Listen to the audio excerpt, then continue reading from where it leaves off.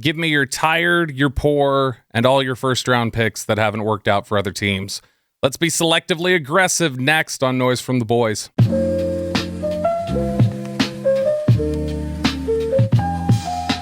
Welcome to Noise from the Boys. I'm your host, Bobby Belt, Dallas Cowboys insider for 105 through the Fan in Dallas. That is your radio flagship home of the Dallas Cowboys. So pleased you could join us tonight or tomorrow morning or whenever this is that you're watching this.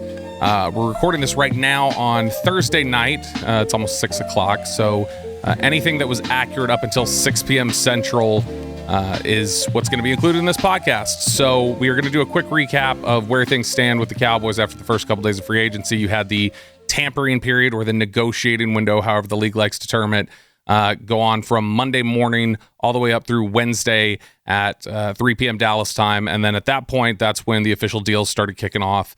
And the Cowboys have stocked up on a bunch of first-round picks, not ones they can use now, but guys who have been first-round picks in recent history. In fact, I went and looked this up. Over the last 10 drafts now, after these recent moves the Cowboys have made, they have grabbed 24 of the league's 318 first-round picks that have been made during that time, which means about 1 out of every 13 first-round picks made over the last decade has ended up on the Cowboys roster in some form or fashion during these last 10 years. So they've got a type. They clearly like guys with a certain pedigree and like taking chances on certain guys who have high upside, and that's what they're doing right now. They missed out on Jordan Lewis. That was probably their biggest loss of this week.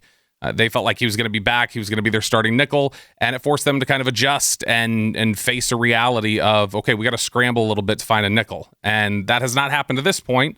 They did go out and get Kaiir Elam, a former first-round pick from the University of Florida, in a trade with the Buffalo Bills, but Elam is not a nickel guy. He's going to be somebody who would play outside, so if they have plans to use him regularly, he would be outside, and that would mean Deron Bland moving inside, or some other move that's coming down the pike, whether that's drafting Jahdae Barron or getting somebody like Jacob Parrish from Kansas State, or going out and making a trade or a free agent signing. And we'll talk about those options here in just a second.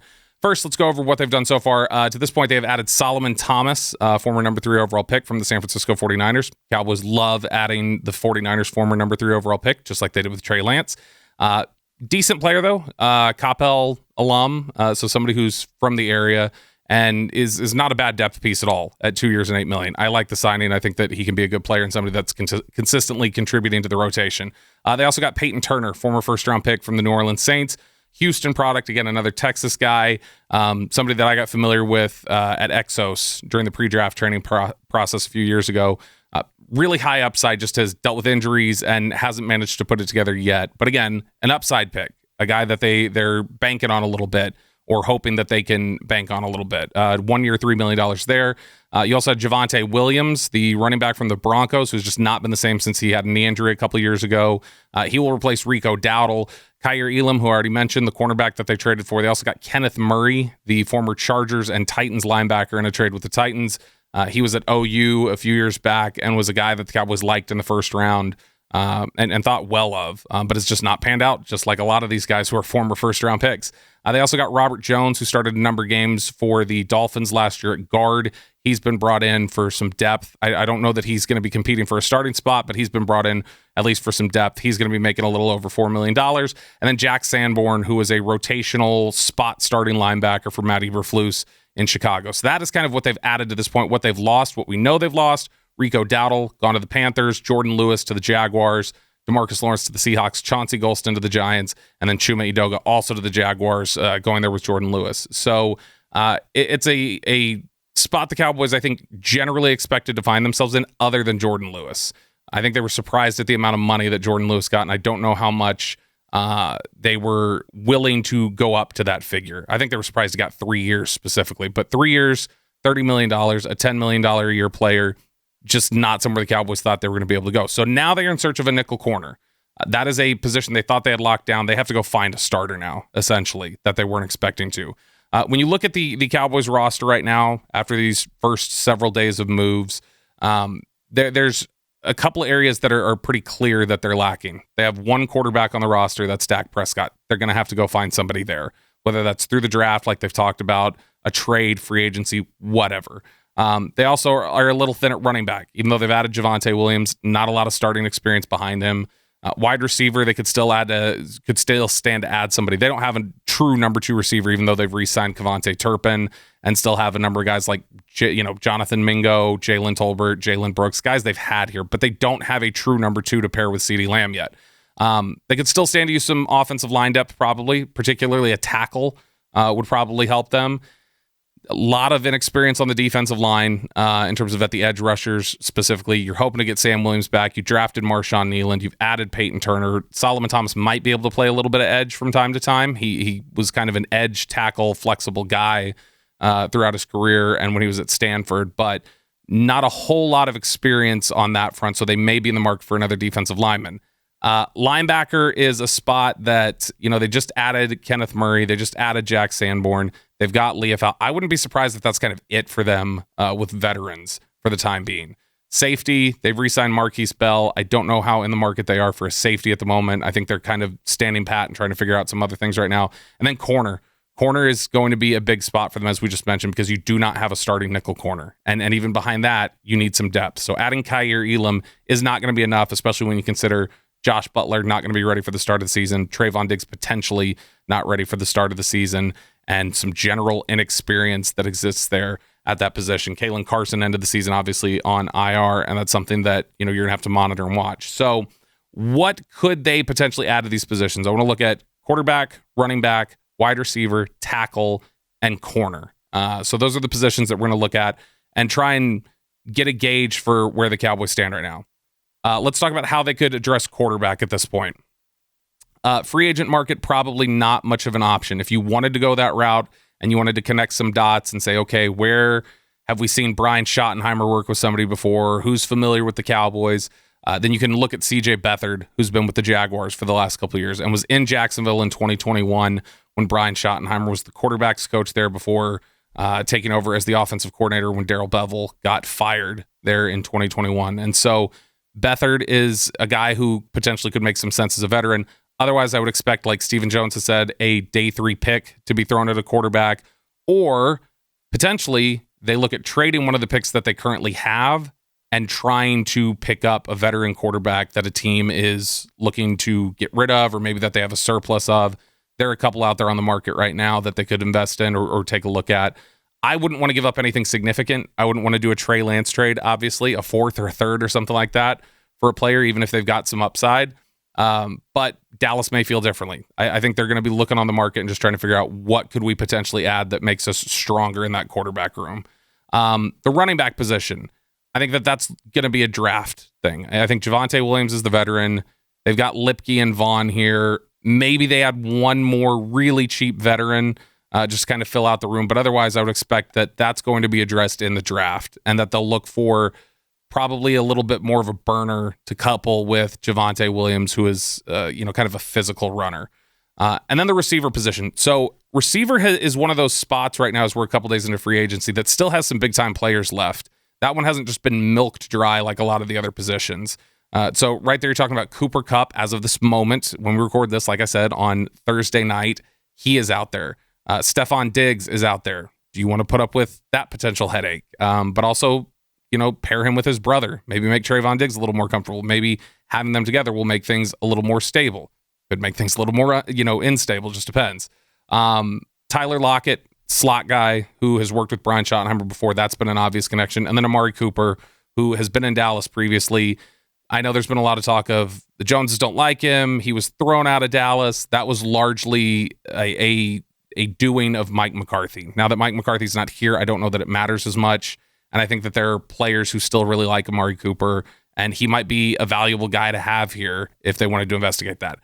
All that said, I think if you're looking at connections again, potentially on the free agent market, DJ Chark, who was in Jacksonville in 21 when Brian Schottenheimer was there, maybe a little closer eye on David Moore, who played pretty well for the Panthers last year in some, when he was pressed to play some more snaps. 7-year veteran and a guy who was with Schotty all 3 years in Seattle, and a guy that Schottenheimer really liked and thought was a viable deep threat. So David Moore, not as a number 2 or number 3, but maybe as a depth receiver, is somebody worth watching. Elijah Moore at Cleveland, and who had been previously with the Jets, just finished up his 4th year, former second-round pick, high second-round pick out of Ole Miss.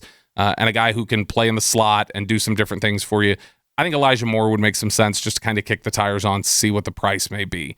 They liked him when he was coming out a couple years ago. I don't know how they feel about him now. Obviously, he's put 4 years worth of stuff on tape, but generally we see they are interested in kicking the tires or investigating players that they had a previously high draft grade on and who have now been made available, and just kind of banking on that upside, particularly if they can get him for a low price.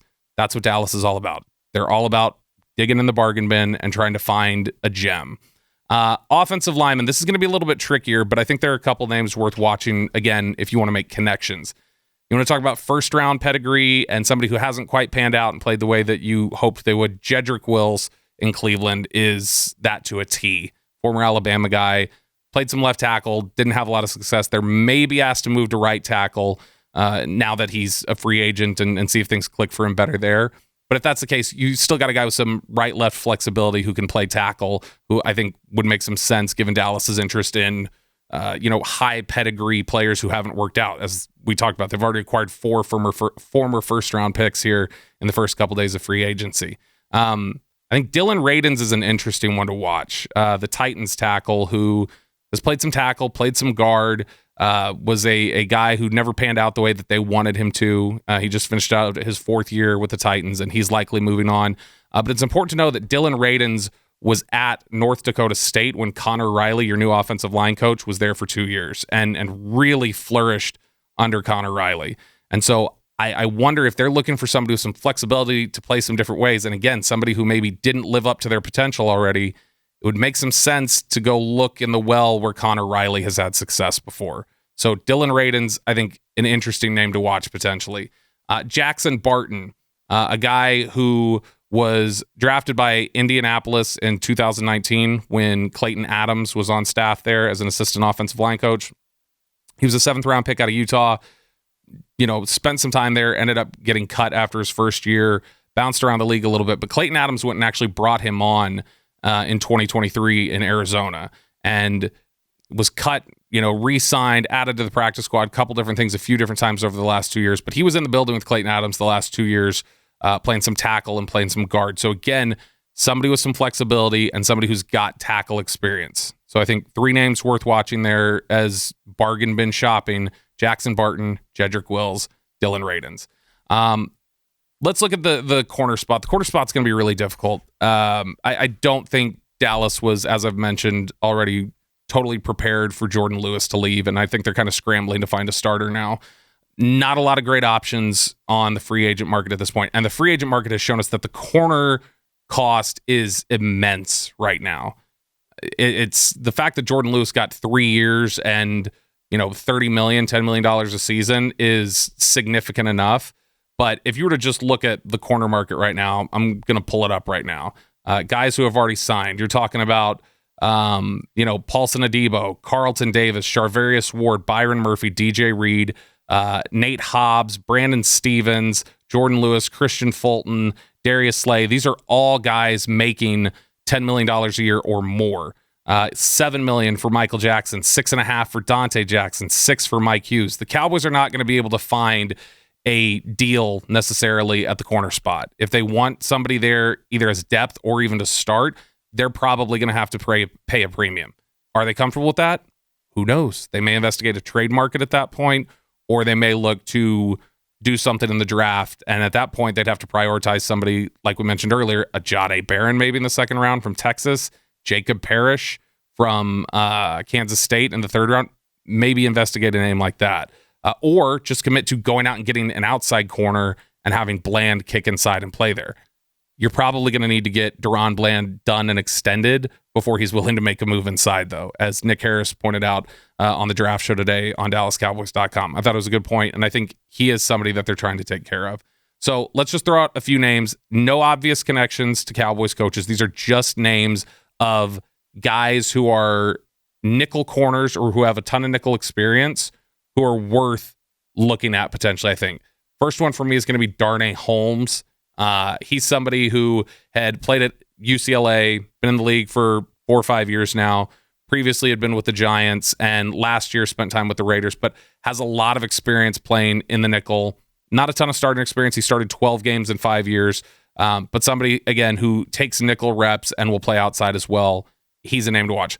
Mike Hilton from the Bengals is one that gets a lot of attention from Cowboys fans online, and I get it. It makes sense when you think about you need a starter, you need to get somebody that you can really bank on.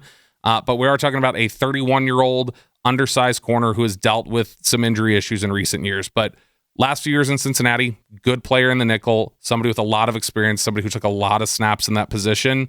So if Dallas is going to pay a premium, that might be the direction that they have to go, even if they don't necessarily want to, or they're not exactly comfortable with that. Right now, it's not so much about their comfort. They've got to fill spots. And so, as I said on 105 through the fan on Thursday morning, they need to get comfortable paying uncomfortable prices, or get comfortable with the idea that you're not going to get it. You're not going to get that player. You're not going to get somebody to fill that role, and you're probably going to struggle a great deal. The last name to watch, I think, is Nick McLeod, who had played at North Carolina State, Notre Dame, has been in the NFL now for 5 years, I think, 4 years, had played with the Bengals, the Giants, split time this year between the Giants and the 49ers. And again, somebody who has played a lot of nickel throughout his career, 16 starts in 4 years, somebody who seemed to play well from some of the stuff that I was watching some cut-ups earlier today, seemed to play well for the 49ers, played better than he had with the Giants. So I think that, again, Nick McLeod, somebody inside, outside versatility, some of these other guys, Hilton, Darnay Holmes, those are going to be guys that the Cowboys are going to have to familiarize themselves with and potentially kind of jump head first and not worry about whether they have a history with that guy, whether they're comfortable paying the price or anything else. Because if you're not going to do that, you're going to have to make a trade, or you're going to have to change your draft board. And I don't know that Dallas wants to feel like they're in a position of having to do anything. But that's where it's at. That's where things are. All right, I appreciate you joining us for this sort of mini episode, kind of a recap of where things are at with free agency right now, trades, the draft, everything else. We are moving headlong into draft season. We're about 40 days out right now, so we'll have some more coverage for you there, and this board will start to kind of shake out, and we'll get an idea of what the needs are that Dallas has. But we'll have it covered for you here on Noise from the Boys. Appreciate you guys listening. Appreciate you guys for hanging out and all the great feedback that we've gotten early on here. Thanks so much. We will talk to you guys again later.